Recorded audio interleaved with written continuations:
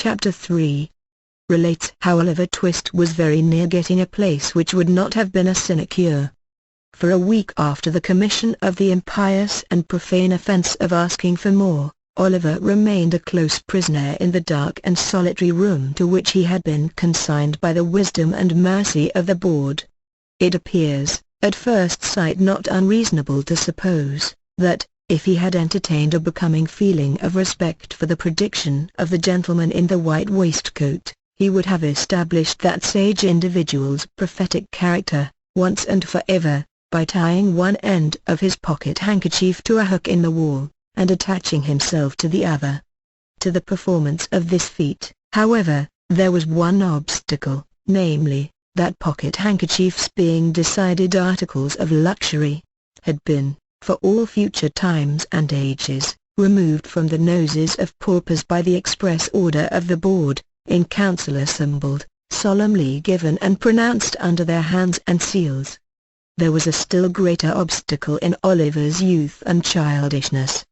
He only cried bitterly all day, and, when the long, dismal night came on, spread his little hands before his eyes to shut out the darkness, and crouching in the corner, tried to sleep, ever and anon waking with a start and tremble, and drawing himself closer and closer to the wall, as if to feel even its cold hard surface were a protection in the gloom and loneliness which surrounded him. Let it not be supposed by the enemies of the system, that, during the period of his solitary incarceration, Oliver was denied the benefit of exercise, the pleasure of society, or the advantages of religious consolation. As for exercise, it was nice cold weather, and he was allowed to perform his ablutions every morning under the pump, in a stone yard, in the presence of Mr. Bumble, who prevented his catching cold, and caused a tingling sensation to pervade his frame, by repeated applications of the cane. As for society, he was carried every other day into the hall where the boys dined, and thus sociably flogged as a public warning and example.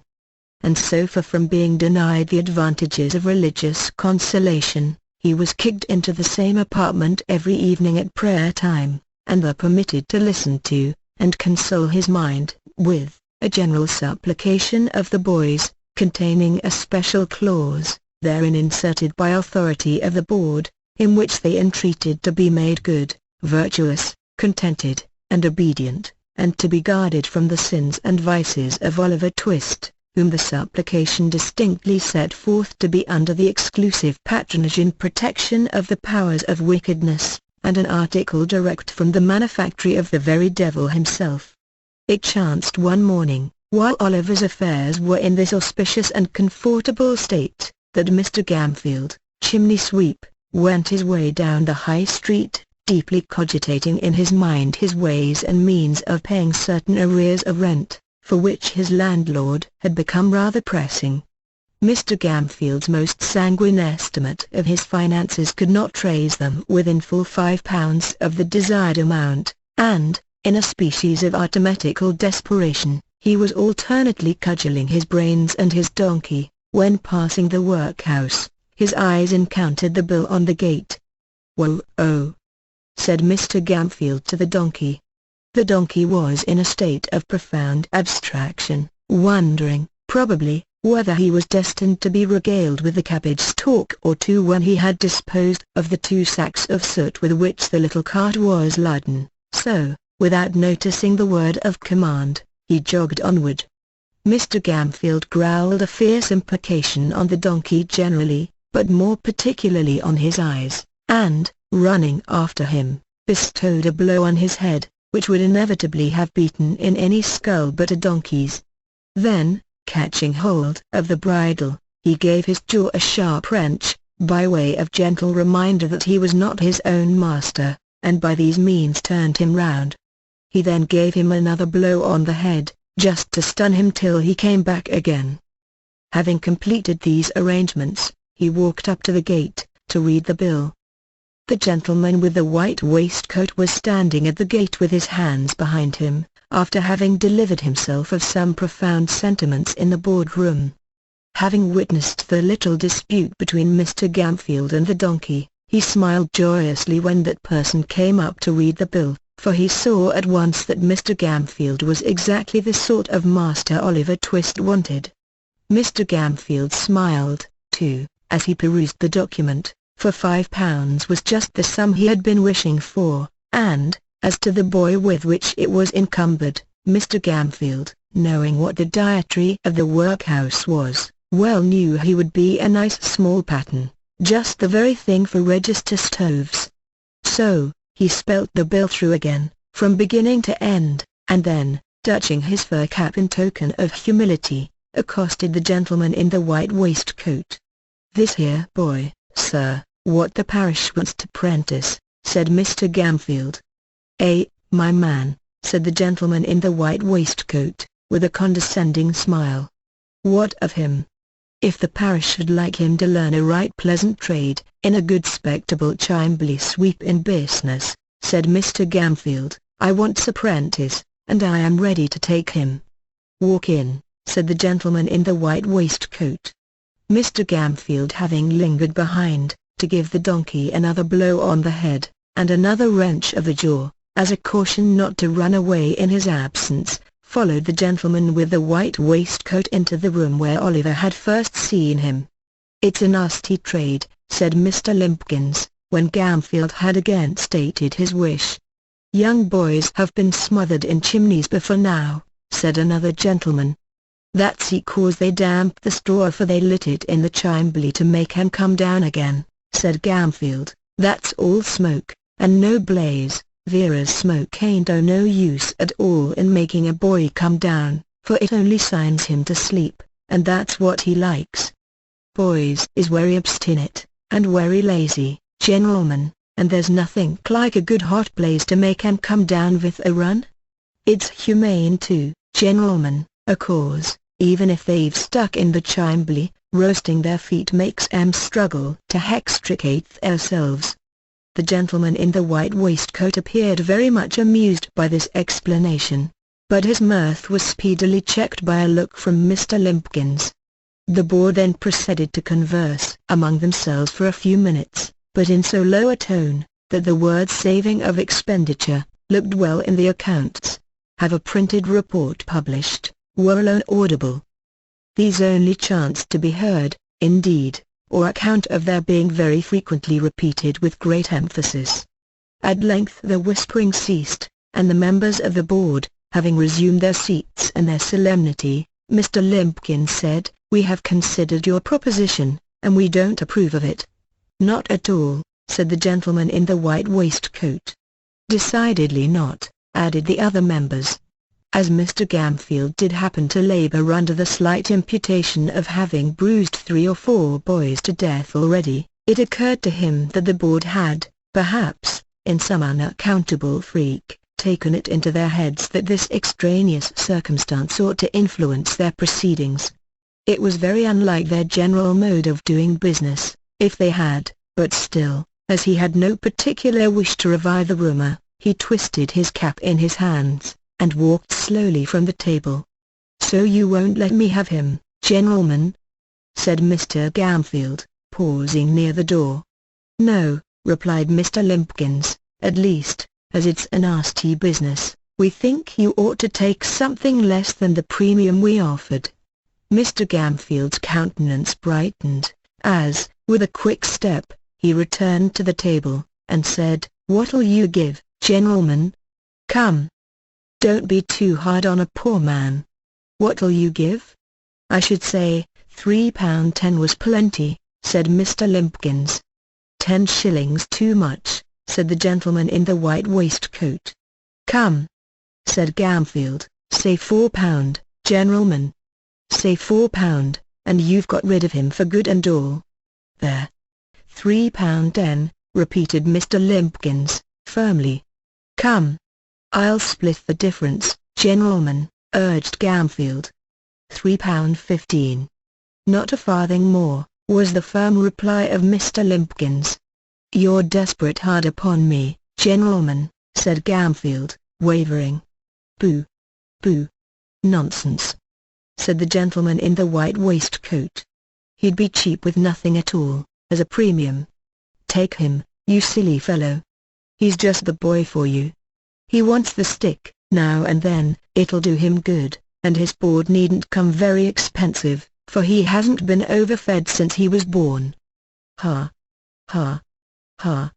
Mr. Gamfield gave an arch look at the faces round the table, and, observing a smile on all of them, gradually broke into a smile himself. The bargain was made. Mr. Bumble was at once instructed that Oliver Twist and his indentures were to be conveyed before the magistrate, for signature and approval, that very afternoon. In pursuance of this determination, little Oliver, to his excessive astonishment, was released from bondage, and ordered to put himself into a clean shirt. He had hardly achieved this very unusual gymnastic performance, when Mr. Bumble brought him, with his own hands, a basin of gruel, and the holiday allowance of 2 ounces and a quarter of bread. At this tremendous sight, Oliver began to cry very piteously, thinking, not unnaturally, that the board must have determined to kill him for some useful purpose, or they never would have begun to fatten him up in that way. "Don't make your eyes red, Oliver, but eat your food and be thankful," said Mr. Bumble, in a tone of impressive pomposity. "You're going to be made apprentice of, Oliver." "Apprentice, sir?" said the child, trembling. "Yes, Oliver," said Mr. Bumble.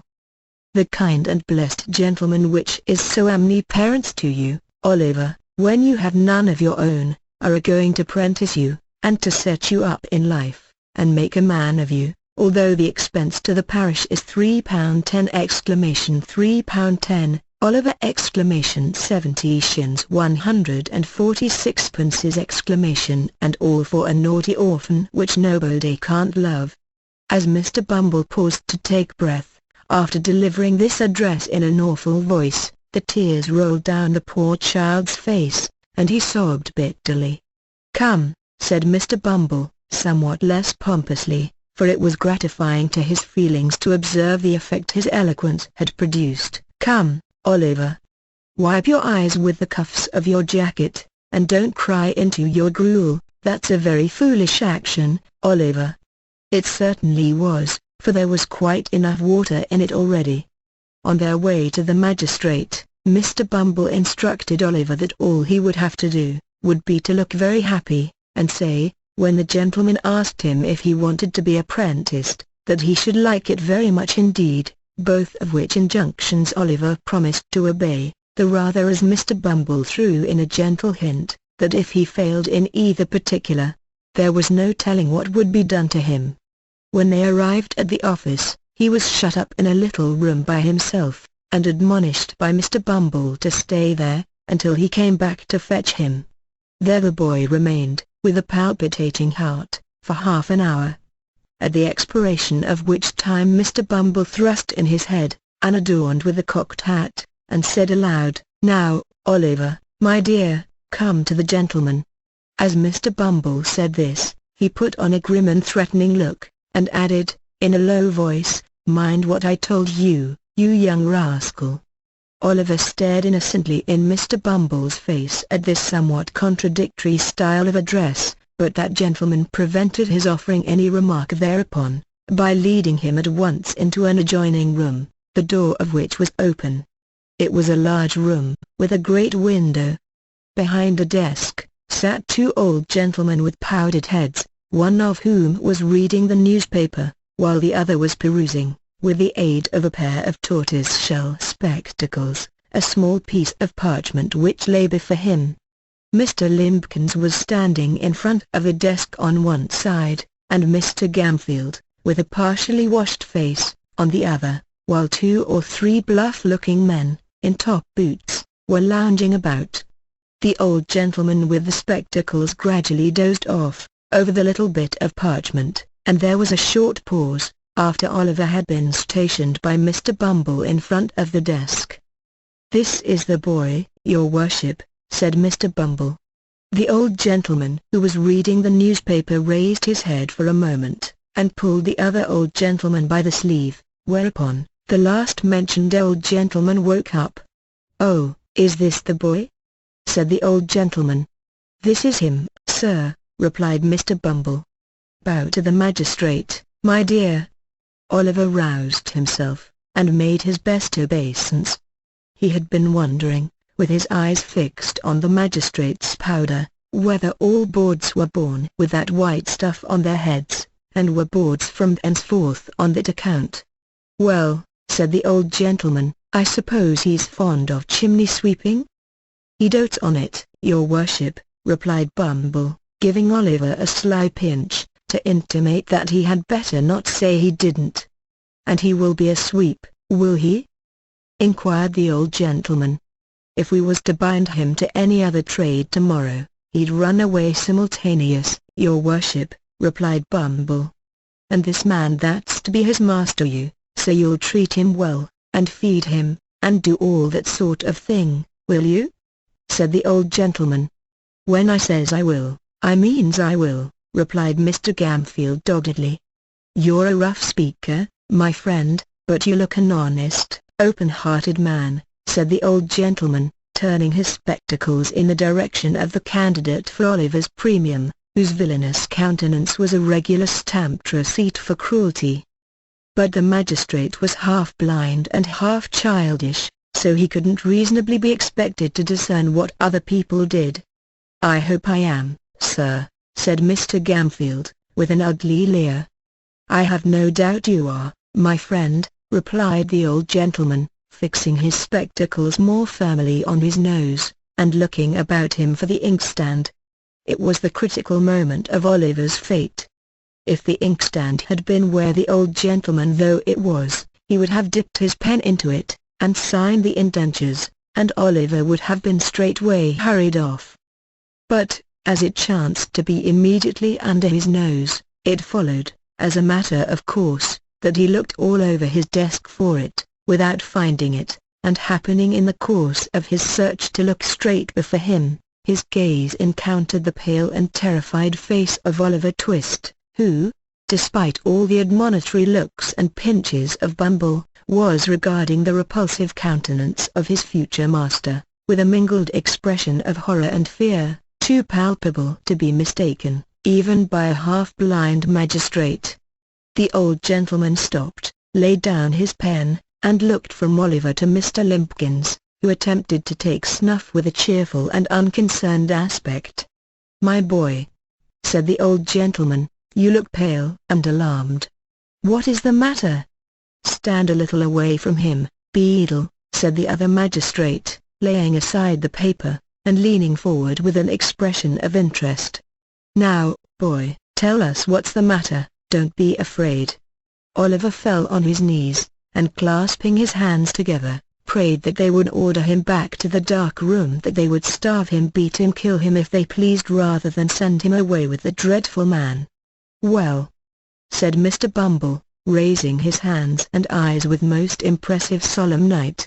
"Well, of all the artful and designing orphans that ever I see, Oliver, you are one of the most barefacedest." "Hold your tongue, Beadle," said the second old gentleman, when Mr. Bumble had given vent to this compound adjective. "I beg your worship's pardon," said Mr. Bumble, incredulous of having heard right. "Did your worship speak to me?" "Yes." "Hold your tongue." Mr. Bumble was stupefied with astonishment. A beadle ordered to hold his tongue. A moral revolution. The old gentleman in the tortoise-shell spectacles looked at his companion. He nodded significantly. "We refuse to sanction these indentures," said the old gentleman, tossing aside the piece of parchment as he spoke. "I hope," stammered Mr. Limpkins, "I hope the magistrates will not form the opinion that the authorities have been guilty of any improper conduct, on the unsupported testimony of a child." "The magistrates are not called upon to pronounce any opinion on the matter," said the second old gentleman sharply. "Take the boy back to the workhouse, and treat him kindly. He seems to want it." That same evening, the gentleman in the white waistcoat most positively and decidedly affirmed, not only that Oliver would be hung, but that he would be drawn and quartered into the bargain. Mr. Bumble shook his head with gloomy mystery, and said he wished he might come to good, whereunto Mr. Gamfield replied, that he wished he might come to him, which, although he agreed with the beadle in most matters, would seem to be a wish of a totally opposite description.